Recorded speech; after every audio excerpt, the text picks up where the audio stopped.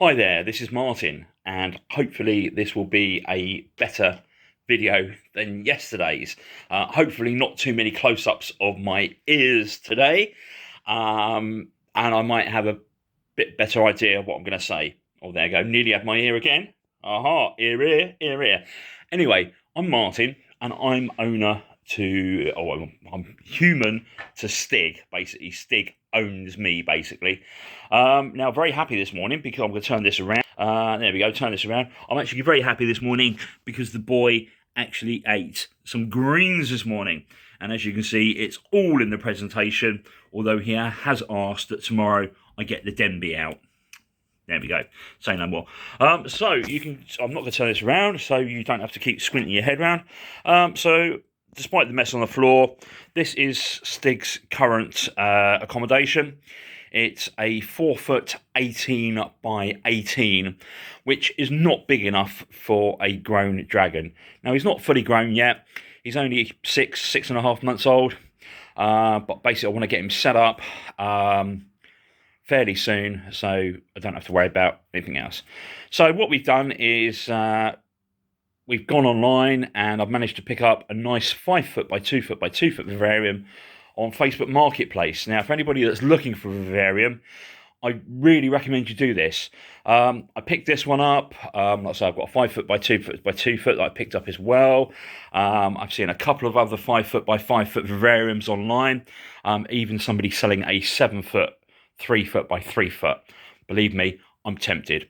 So anyway, here we have the top of Stig's new home, which, as you can see at the moment, is being used as a bit of a dumping ground. This is all going to be cleared off later on today because I'm going to be installing the lighting. So if you watched yesterday's video, you'll know that I've pre-assembled his vivarium. The lid has not been secured yet, as I found that I can't actually install the glass with the lid on. Great design feature there. What I've done, I've actually sealed the vivarium. It's a bit dark, so you probably can't see. There you go. I've actually sealed the vivarium today using HA6 aquarium sealant. I've got to say, it absolutely stinks. Obviously, doing that, I had to get my head into the vivarium to get into the corners. And let's just say, if you are going to do that, guys, make sure you've got the windows open. This has got 4 vents. What I've done is I've actually silicone sealed the bottom 2 vents in, so I know they're not going anywhere. And yesterday I made a tray. This tray out of basically a plastic protective sheet that you can pick up at a DIY store. I'm not going to sound pretentious, but I'm not going to mention them as they're not basically paying me. So I'm not going to plug them. However, I will say when it comes to reptile bits and stuff like that, I will actually mention where I got them from. But these big DIY stores, they don't need any additional advertising. But I paid £4 for a huge sheet of this like 2mm plastic stuff, and I've cut it to size. I've made this tray. Basically, I've stuck it together with gaffer tape, as you can see. So the idea is there's nowhere for anything to go underneath and possibly escape. Now, this is, as I've mentioned before, this is going to be a bioactive vivarium. So I really don't want anything escaping.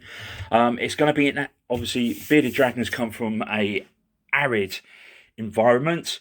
So that's dry. So a lot of the cleanup crews that you get for bioactive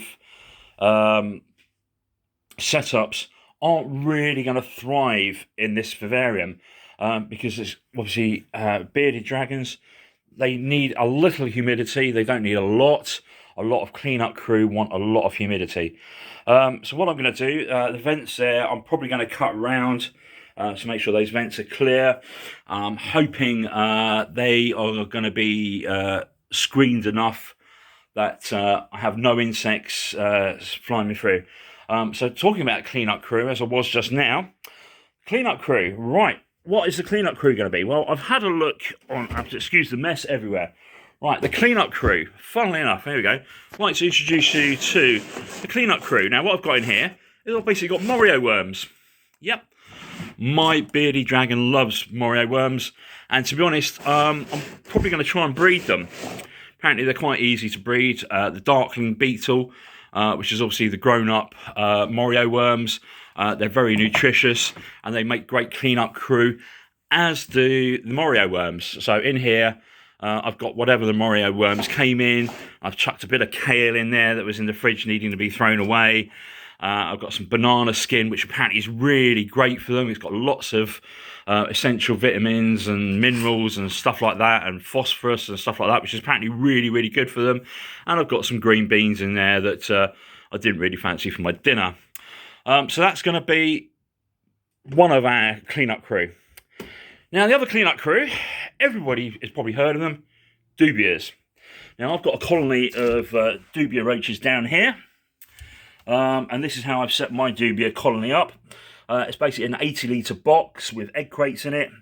And I've bought insect screen that you can just about see here. Basically what I've done is I've clamped the insect screen down tightly so we get none of the buggers escape, to be honest. And then I've stuck a lid over the top of it. And over that lid, I've also got more insect screen. So I'm not being totally paranoid there, but I've had 2 or 3 escape from their previous tub out the side of the hole. Out the side through a hole. And what have I got in there? You can basically see what I'm using basically just for water bowls and feed bowls is basically coffee cup lids. And what I've done is I've roughed the sides down with a bit of sandpaper. And you say, what are those balls in there? They're basically water beads. Basically, dubias will drown in standing water. Now, I was really shocked. I replaced this the other day, and I could not find any of the water balls.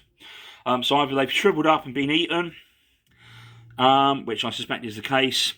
Now, obviously, this is a breeding colony. I'm pretty much leaving it alone because it's only 4 weeks established. I'm actually amazed at how big dubias get.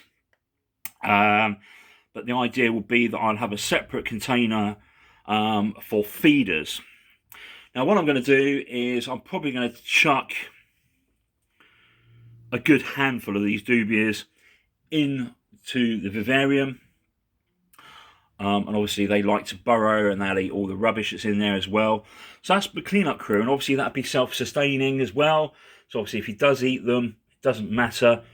I've got a box of them plus the rest. So that's the basis of our bioactive vivarium's cleanup crew. I'm also going to put some earthworms in there as well. Around again so you can see my ugly mug again. There we are. Now what I'm doing for substrate. Now I've looked on YouTube and there's some really great videos there from real great guys that have set up their bearded dragon enclosures and set up enclosures for other animals. As I mentioned earlier, bearded dragons come from an arid environment. They come from Australia, basically. They don't live 100% on sand. So that's the next thing. Now, I'm going to give a shout out to another YouTuber, Northern Exotics. I found your video very, very helpful. Basically, bioactive. Right. You go to your bearded dragon's natural environment out in Australia, and what will you have? You will have plants, you will have insects, you will have other animals that obviously try to eat bearded dragons, so we're not getting any of those. You get plants, you've got your substrate, you've got your insects. So basically what you're trying to do is trying to create a self-sustaining environment. Now the idea of this, I mean, initially it appealed to me because I'm lazy, right? The idea of deep cleaning a 5-foot vivarium and chucking the soil out every 4 weeks, to be honest, I've got nowhere to chuck the soil. You know, so that really, to me, seemed to be, well, that's going to be a waste. So the bioactive route, you know, knowing that, to be honest, it's going to need minimal maintenance. All the poop is going to get eaten, unless it really stinks, in which case I'll take it out.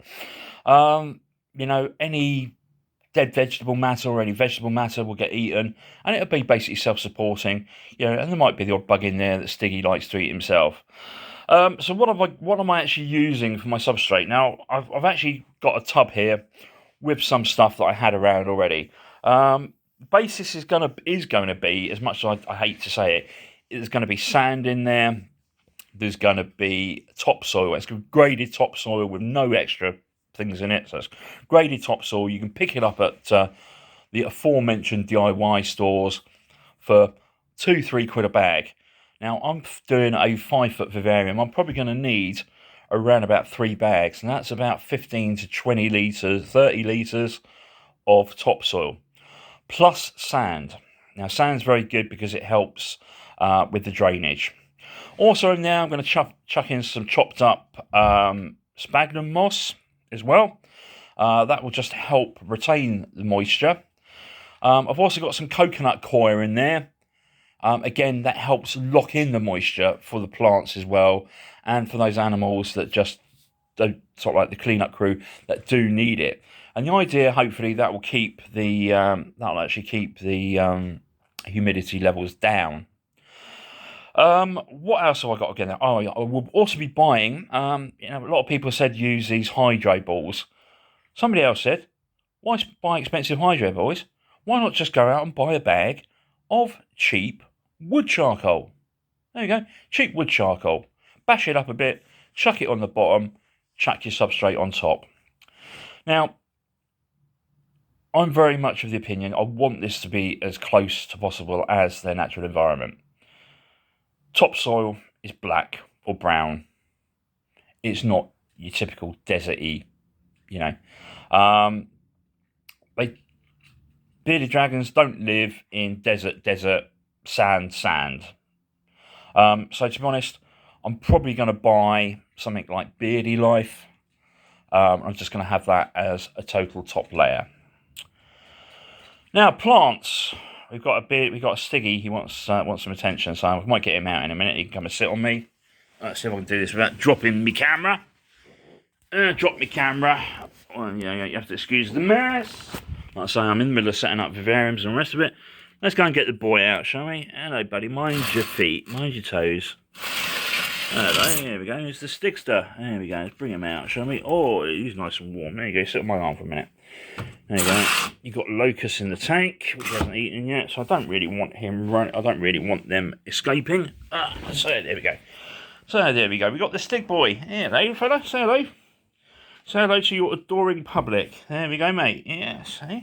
So, like I say, we're going to put a layer of Beardy Life probably on top of all the substrate. Just give it a bit more natural colouring. I love this boy. I really do.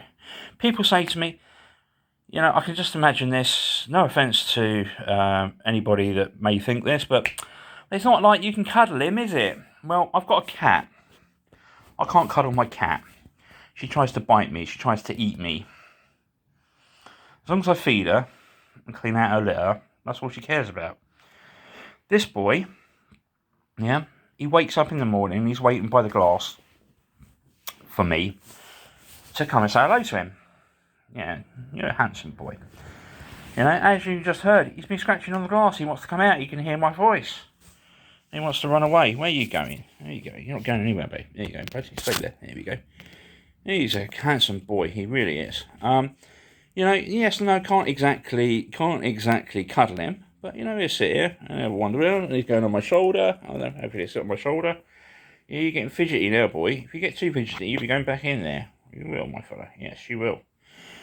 So as I was saying, plants. Now, I've made the fatal mistake. I went out and bought a load of succulent plants and chucked them in the vivarium.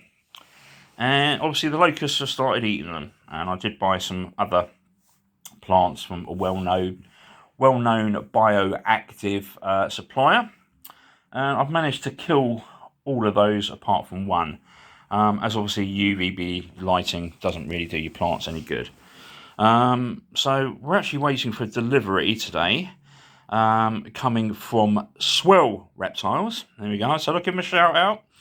I think these guys are awesome, to be honest. As much as we've all got problems with lockdown and stuff like that at the moment, I ordered on Thursday. My delivery's coming today.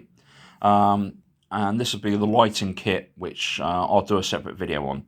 So that's coming later on today.